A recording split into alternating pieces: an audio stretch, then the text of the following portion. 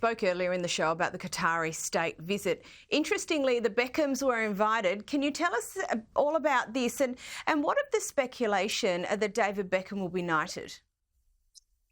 Well, speculation about whether David Beckham will be sort of elevated from his OB honour is something that followed him around most years. Unfortunately for him, he had a bit of a ding dong in 2013 when he sort of made some unsavoury comments about the Honours Committee. Said that he didn't want a knighthood, but I think we all know that's selling porkies. He'd absolutely love one, but David Beckham has had an ambassador's role for Qatar since 2022 when the World Cup was there. He's received millions and millions of dollars for doing so, quite controversially because of the human rights abuses in the country. But Britain and Qatar have a long-standing history. I think it goes back about 170 years. We saw King Charles welcome the Emir of Qatar and his wife to the state occasion.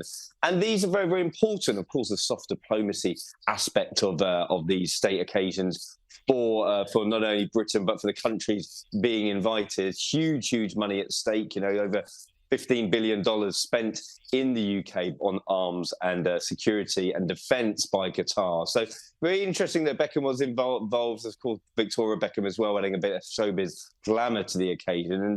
And maybe this will be the time where Beckham is knighted this year in the King's Honours. He's been growing very close to him of late. So watch this space, I reckon.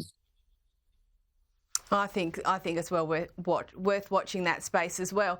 Now, still on the King, and some of my favourite role moments are when the King is caught in those off-the-cuff engagements with everyday people. This week it was Texans. Here it is.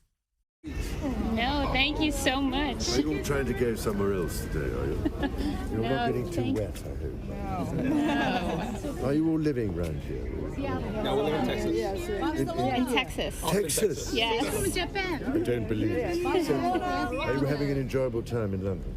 Very much. Anyway, I do hope you make the most of it. Thank you. Have a very happy Christmas. Thank you. You as well. Russell, I love the spontaneous side of the King. Oh, it's great, isn't it? I mean, when people meet the royal family, I'm never sort of amazed by it. People's reactions when they see, the King or a member of the royal family. It really is sort of a life moment for an awful lot of people. And he takes it in great humour. You saw him there sort of having a bit of banter with the people who had been stopped walking down the road because he was just leaving an engagement in Notting Hill in London, and took the time out to them, sort of a bit of an impromptu walkabout. What I did notice about the King is that he's looking in fine fare, and it is good to see him because I did think he was looking a bit tired at the start of the Aussie tour when I was down under with him just a few weeks ago. He seemed to have much more perked up by the time we got to Samoa. I think the jet lag had been really affecting him. But seeing him out and about over the last few days as well, I thought he looked in fine form. Really positive news, not only sort of leading in to the Christmas period. It's going to be a stressful time, having all the family round at Sandringham, no doubt, and looking forward to kicking on for 2025 and beyond. Yeah, I think so, and I tend to agree with you. I think he was looking a little bit tired, and particularly after his trip to Australia. It was a long way, but let's hope that he has a restful Christmas because I think there'll be plenty going on in 2025. Russell Myers, as always, thank you so much for joining us.